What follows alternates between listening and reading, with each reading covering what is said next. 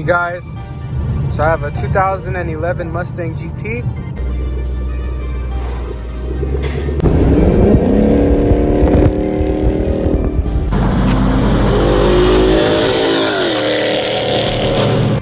Today I am dropping it off to swap the cluster out to a 2014 premium cluster gauges, and we are swapping the old shifter as well to the 2013 to 14 selective shifter. What we are doing is wiring up the shifter to the computer, programming the car, programming the cluster and the shifter to a 2014. We're basically updating the computer to the 2013 to 14 model. Everything is going to work because same motor, same transmission,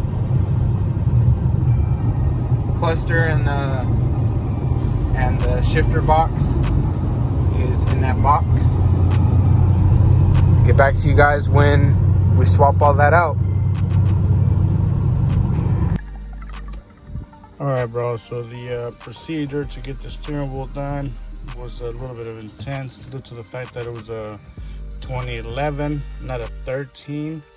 2011 does not have the option for this up and down feature for the track apps. The harness in the back over here, I can get this thing off. There you go. So on a 2013 or 14s, this harness should look like this. On a 11, 12, it should not look like this. So we had to depin a factory harness and plug it into this one here, following the proper pin cavity that needs to be used for this to be functional. Now you need a wiring diagram from Ford or any other company that will give you access to Ford's wiring to be able to know what pin this is and what cavity functions what. So we were able to do that. Located the pin, located the proper pins to go in there, and as you can see, you couldn't tell that this was been modified. This looks like a factory harness to you because that's how we intended to make it look like. Everything from factory. Put this button back in. Now we also had to tap into some other wires back in the inside here for this. Along with this setup here, this is no longer available or useful for the dash anymore, because now you control everything from here. The way that we set it up, all we had to do was unplug the plug in the back, and that was it. If you leave the plug in to this here and this one here, you will have an improper functioning cluster. So you need to disable this to make this a fully functional item. Yeah, you have to take out the whole cluster out. Take that, take the top cover, take the bottom covers from here, take this bottom cover off here. That's the tilt adjustment there. No wires hanging, you know, so obviously the airbag is going to go back in. Be very careful when you take the steering wheel back out. You know, you can lose the angle of the clock spring, and then from there you just open a can of worms. So to do this, you need to know what you're doing, because a simple job, an intense job like this one, can also get out of hand and can go south very quickly if you don't know what you're doing.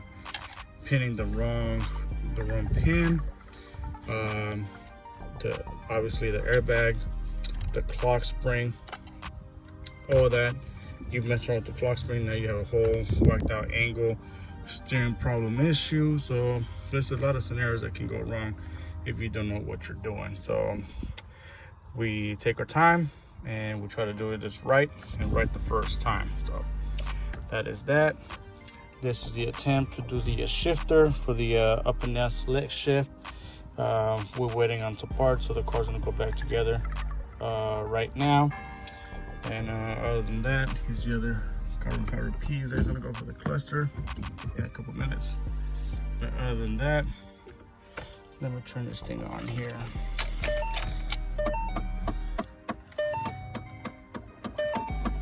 So that's the obviously the first message that you get. He's gonna say door ajar because obviously our driver door is open. So now we're gonna go and hit OK. Well, what do you know? That OK button works. You're gonna go up, you're gonna go down, you're gonna go to side. Go up.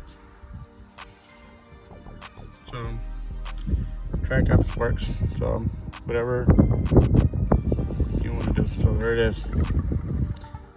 Track apps. Okay, cool. There you go. Functional dash, functional button, properly wired. 2011 with 2013, 14 premium